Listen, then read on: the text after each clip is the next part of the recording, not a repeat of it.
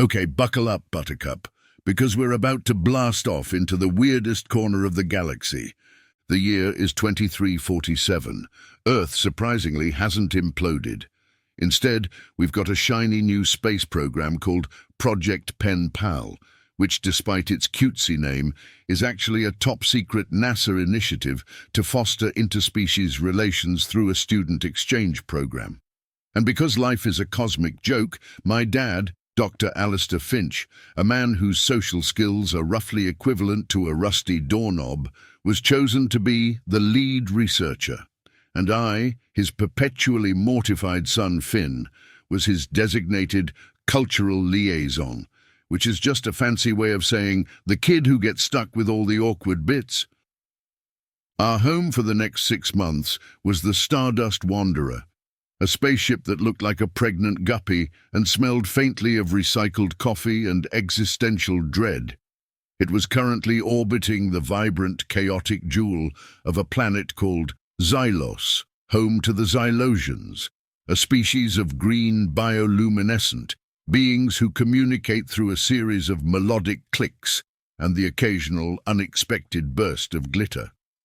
My dad, a man whose wardrobe consisted solely of lab coats and corduroy pants, was already in his element, scribbling notes in a pocket-sized notebook that looked like it had survived the apocalypse.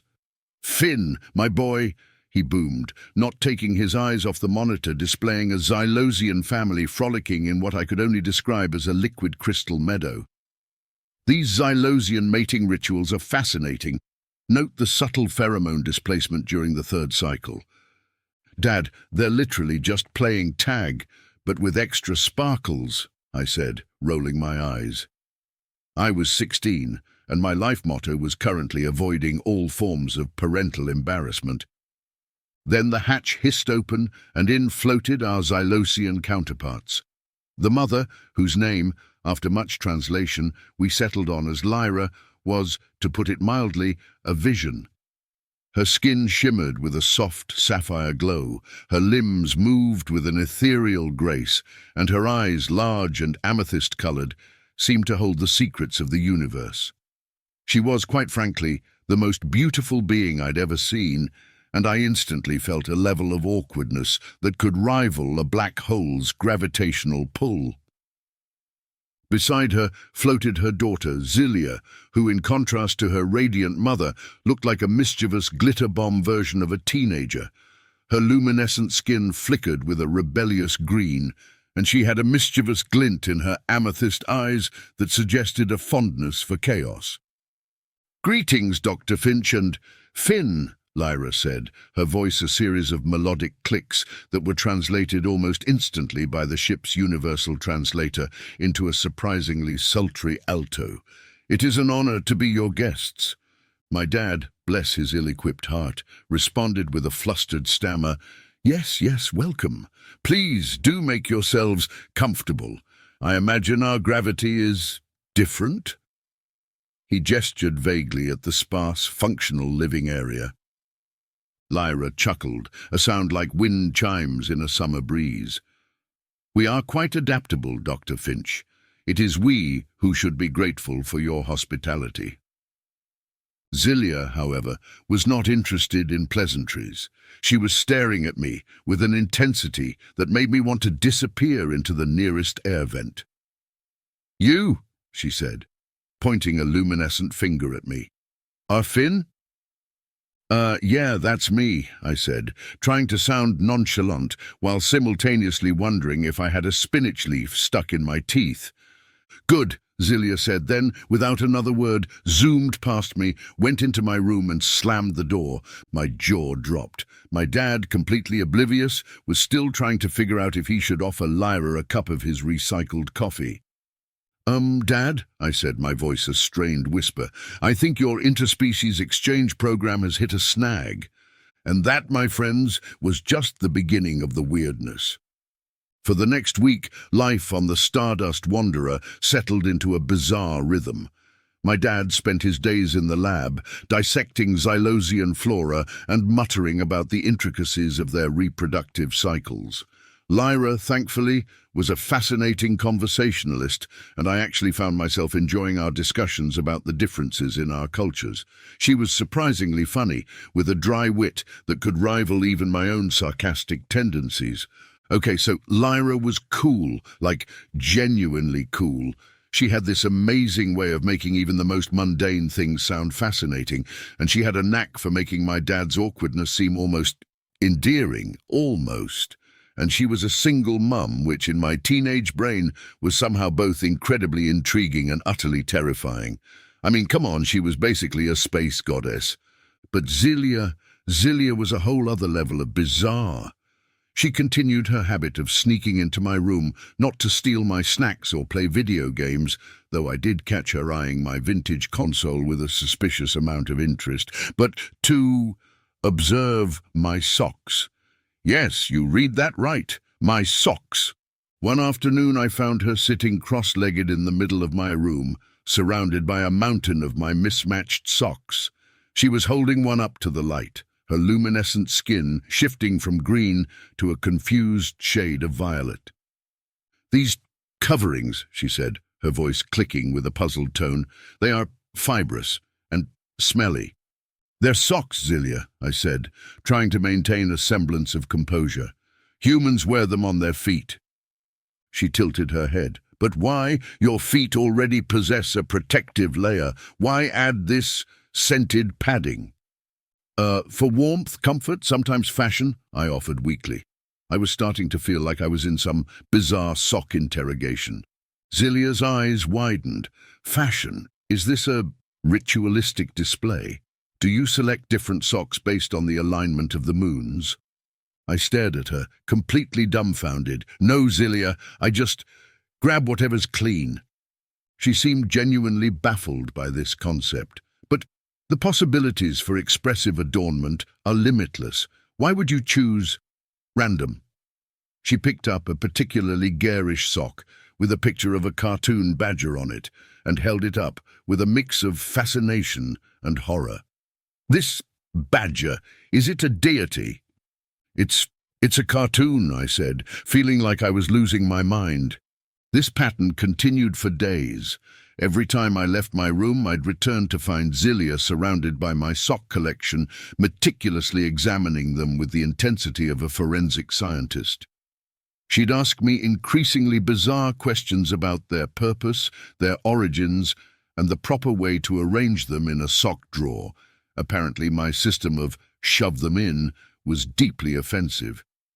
Meanwhile, my dad was blissfully unaware of the sock-related chaos that was unfolding in my room. He was too busy trying to explain the nuances of human dating rituals to Lyra, a conversation that was both fascinating and cringe-worthy. "So you see, Lyra, a date is a socially sanctioned activity where two humans engage in a series of, shall we say, preliminary interactions with the intention of forming a romantic bond," he said, gesturing wildly with a petri dish filled with some unidentifiable goo. Lyra, bless her heart, was trying her best to understand. "So, it's like a mating dance, but with less glitter and more awkward small talk." "Precisely," my dad exclaimed, beaming. He then proceeded to try and describe the concept of a pickup line, which resulted in Lyra bursting into fits of melodic laughter that echoed through the ship. One evening, after a particularly intense sock examination session with Zillia, I decided I'd had enough. I cornered her in the ship's mess hall, where she was attempting to construct a sculpture out of leftover protein bars. "Zillia, I need to ask you something," I said, trying to sound serious. "Why are you so obsessed with my socks?" She paused mid-sculpture and looked at me with an expression of genuine confusion. "It is not obsession, Finn. It is research. Your socks, they are a window into the fascinating complexity of human culture. The textures, the colors, the sheer randomness. It is all bewildering." I stared at her, my brain short-circuiting. "So you're not, like, trying to steal them or anything?" She shook her head, her luminescent skin shifting from green to a slightly embarrassed shade of blue. "Stealing? No. I'm simply documenting. Then she held up a sock, my favorite pair, the ones with the tiny embroidered spaceships on them, and said, "But these are exceptional. Perhaps you could lend them to me for further study." And that's when I lost it. I started laughing, a full-body, slightly hysterical laugh that echoed through the mess hall. Zilia stared at me, her head tilted in that familiar, puzzled way, while Lyra, who had just entered, raised a perfectly sculpted eyebrow. "Is everything all right, Finn?" Lyra asked, her voice a melodic hum. "Yeah, Mum," Zilia interjected, her luminescent skin flickering with a hint of amusement. "Finn is simply expressing his appreciation for my scientific endeavors." Lyra's eyebrow went up another notch. "Scientific endeavors involving socks?" I couldn't stop laughing. It was just too ridiculous. The whole situation was utterly, unbelievably absurd. Here I was, on a top-secret mission to foster interspecies relations, and the alien exchange student was obsessed with my sock drawer. It was the kind of plot twist you'd find in a bad sci-fi comedy. And yet, here I was, living it. Oh, I just remembered. Those might be my, well, you know, slightly used alone time socks, if you get my meaning. And yes, you're probably looking over at them right now, you dirty boy. Oh, now where was I in this story? Oh, yes, that's right. "Mum," Zilia continued, her tone now bordering on smug, "I believe I've stumbled upon a previously undocumented phenomenon. It appears that human males possess a unique ability to generate oddly patterned foot coverings, and the sheer variety of these coverings is truly remarkable." Lyra, bless her, just shook her head and chuckled. "Well, darling," she said, turning to me with a twinkle in her amethyst eyes, "it seems you've become a subject of great interest." "Yeah," I managed to say, still chuckling. "I guess I have." Slight showing of concern crept across my face. If she ever smells or licks them, that would not be good. The rest of our time on the Stardust Wanderer continued in this vein. My dad continued to be oblivious to the sock-related shenanigans, happily dissecting alien flora and trying to understand the complexities of human dating. Lyra and I continued our surprisingly engaging discussions, and I even started to enjoy her dry wit and the way she made even my dad's awkwardness seem almost palatable. And Zilia, well, Zilia continued her sock studies, meticulously documenting every fibre, every colour, every pattern, as if they held the key to the universe itself. "Oh, Finn!" Zilia exclaimed after she had completed some sort of analysis on my favourite pair of used socks. "Yes, what is it?" I said, walking over with a slight dread in my stomach, my mind racing with all the possibilities of what she had discovered about my socks. "I have detected traces of human DNA in these socks, and after smelling, licking and looking at it under the microscope, it appears to be dead little tadpoles of some kind. We have similar-looking things like this on our home world, but that's usually only happens after a male of our species finishes a breeding cycle. Care to explain this human custom to me?" Her head tilted to the side, waiting for my response. I stood there, frozen in place, unable to move or speak, with my brain malfunctioning, calculating how to respond to this awkward situation. Then I finally spoke. "Well, you see, when they make socks on Earth, sometimes, not always, a bit of human DNA finds its way into the sock, and that's what you're looking at," I said with somewhat of an expert tone on the subject. I was hoping that her scientific mind would gobble up my explanation like a potty calf, sucking on a bottle during feeding time. "Oh, strange. You humans need to fix that, 'cause most aliens would think that you use socks for breeding when they see just how much human DNA is in one sock." I can tell you that I almost fainted from that statement as I tried to hide my embarrassment. The day we finally arrived back at Earth, I honestly felt a pang of sadness. It was weird, I know, but despite the sock obsession, I'd actually grown fond of Zilia and her bizarre fascination with my wardrobe. And Lyra, with her grace and intelligence, had been a breath of fresh, sparkly air in my otherwise mundane life. As we said our goodbyes at the docking bay, Zilia handed me a small, intricately carved box. "For you, Finn," she said, her luminescent skin glowing a soft, almost sentimental green. "A token of my research." I opened the box and found it filled with socks. Not just any socks, though. These were socks that Zilia had meticulously modified, adding tiny, shimmering threads and intricate patterns that made them look like tiny works of art. "These are amazing, Zilia," I said, genuinely impressed. She nodded, a small smile playing on her lips. "I call them the Finn collection. Each pair represents a different facet of your sock-wearing persona." I couldn't help but laugh again. "Of course you do." Lyra smiled at both of us, her eyes sparkling with amusement. "Well, Finn," she said, "it seems your socks have made quite an impact on our culture. Oh, and I got all of that human DNA out of them as well. Can you please tell the humans who made the socks to stop putting DNA in them? Thanks."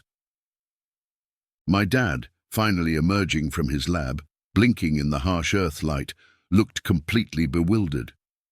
"What are you all laughing about?" he asked, his lab coat askew. "Oh, nothing, Dad," I said, still chuckling.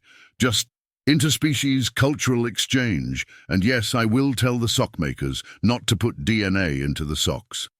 I took a deep breath, knowing that it was me that did it.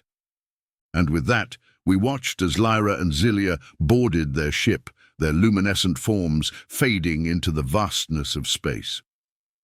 Back on Earth, life slowly returned to normal. My dad went back to his lab, muttering about the complexities of Xylosian biology, while I went back to school, trying to explain to my friends why I suddenly had a collection of alien-modified socks. But every now and then, when I'd reach into my drawer and pull out one of the Finn collection socks, I couldn't help but smile and made sure I did not use these for my alone time. Because even in the vast, chaotic universe, sometimes the most unexpected things can bring a little bit of sparkle and a whole lot of laughter. And sometimes all it takes is a teenager, a single alien mum, and an obsession with socks to make life truly, spectacularly, weirdly wonderful. And that, my friend, is the story of how I became a sock connoisseur thanks to a mischievous alien teenager. I really hope she never finds out about what I did to those socks, a top-secret NASA mission gone hilariously sideways.